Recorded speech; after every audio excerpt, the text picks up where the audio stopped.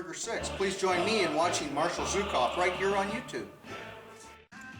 This is Marshall Zhukov, and here we are together again on YouTube. I gotta put out a big thanks to Ruger 6 for setting that one up for me. I really appreciate it, and if there's anybody out there, however slim the chance, if you haven't checked out Ruger 6's page, definitely jump on over there. He's got a lot of great reviews. You're definitely missing out if you haven't checked out his page yet. So what we got here is a Russian Mosin Nagant. It's a 9130, and this one happens to have been made at the Tula factory.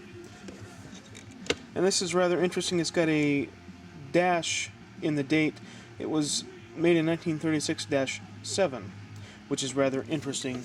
There's a good possibility it could have seen action during the Spanish Civil War, but I'll have to save that for another video or something. This video I was going to showcase on where you would look for markings on Mosin Nagant's Russian and Finns alike. So typically, on every Russian rifle, round receiver or hex receiver, and I'll put them right next to each other right here. This one is an M91. It's my Imperial Tula M91. It's 1905 manufacture.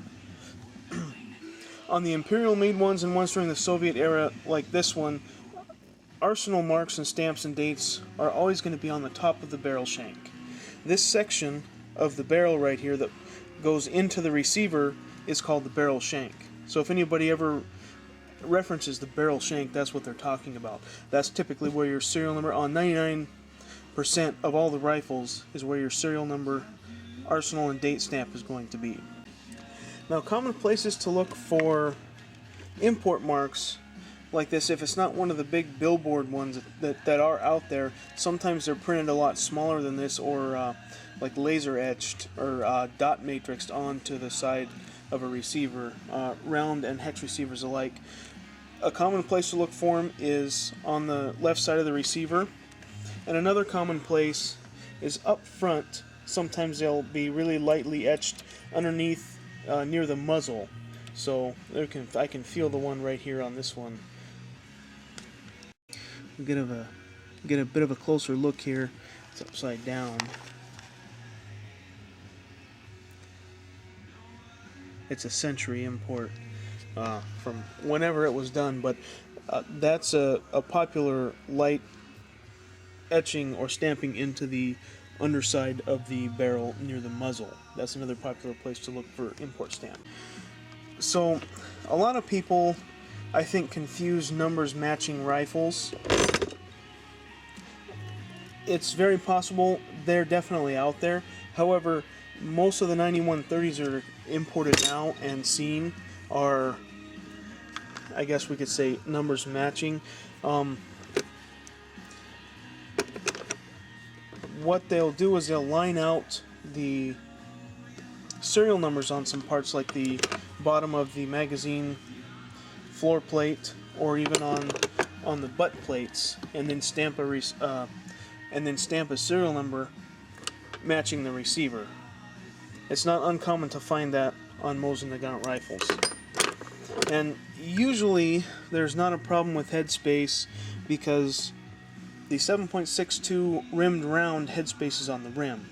Now, if you're not sure about it, it's definitely a good idea to check it out. But if you're having some issues with the round going into the chamber and the bolt closing all of the way, then you may want to get it checked out anyways. You can also buy the go and no-go gauges or the field gauges.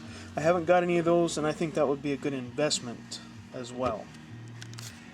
The other place to find arsenal and date stampings are on the underside of the rear tang. If anybody ever refers to the rear tang, this is what they're talking about. It's the underside of where the rifle sits at the rear, where the rear action screw goes in. You just pull it out and flip it over, and typically, and this is, in my opinion, a very important on thin Mosins, especially for a collector, is the arsenal and date stamp of the receiver. Because on the Finn rifles, which I'll show in just a few minutes, if the fins replace the barrel, you won't know what the Tang, date, and arsenal stamp is until you take it out and look. So this one matches the rifle. It's a 1936 Tula. Now, one of the other interesting things about the New England Westinghouse rifles, the American-made M91s, New England Westinghouse and Remington both produced them for the Russians during World War I. There are many different variations of the New England Westinghouse script that's stamped on the barrel shank. They were all date stamped 1915, and it's kind of hard to know exactly what year it was made. You could get a rough idea if you average production numbers and judged by serial number. The other interesting feature about the New England Westinghouse rifles is they will put a stop on top of the rear Tang. Now, they are English letters, and usually you can tell it's a Westinghouse part or receiver because it will have a stamp on it that has a very small arrow that points off to one side from the letter. So this is an E that has an arrow pointing off to the left. So if you ever did have a Finnish M91, which this is a Finnish Capture M91, and you can tell by the SA stamps that are on the left side of the barrel shank above the stock line. Another way you can tell is it's in a Finnish stock. One easy way is the sling slot escutcheons that screw in, and the other way you can tell is the stock splice, the two-piece stock.